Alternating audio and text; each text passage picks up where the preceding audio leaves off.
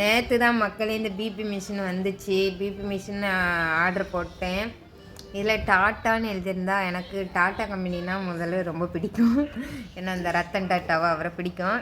அதனால் tata company மிஷின்ட்டுன்னு சொல்லிவிட்டு order போட்டேன். 1000 ரூபா இந்த மிஷினு.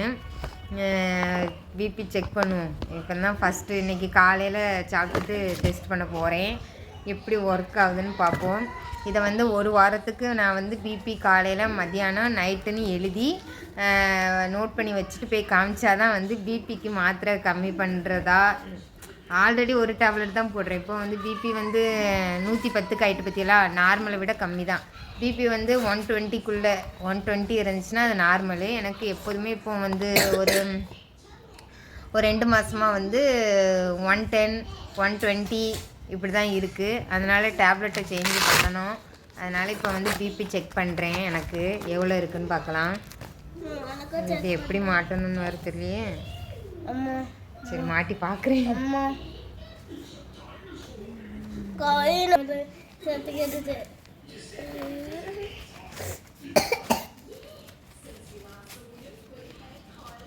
இது பண்ணியாச்சு.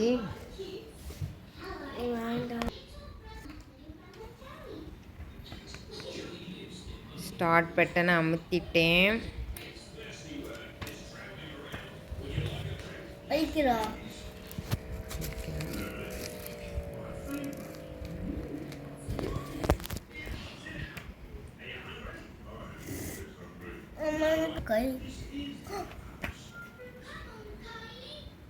கையில ரெட்டு கம்மி இருக்கா? 84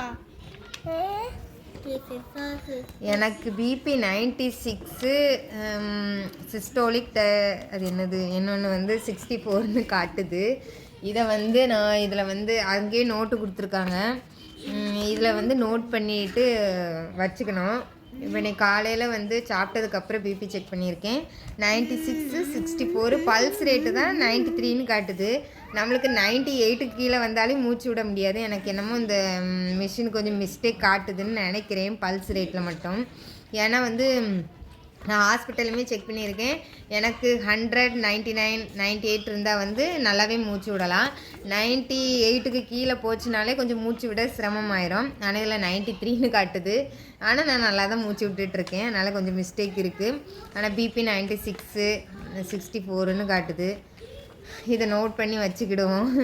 இப்படிலாம் இருந்தால் டயாலிஸ் பண்ணுறது ரொம்ப கஷ்டம் மக்களே. இல்லை, அதனால் வந்து நான் இதில் வந்து நோட் பண்ணி வைக்கிறேன். கொஞ்சம் இல்லை படிச்சுட்டா இருக்கா.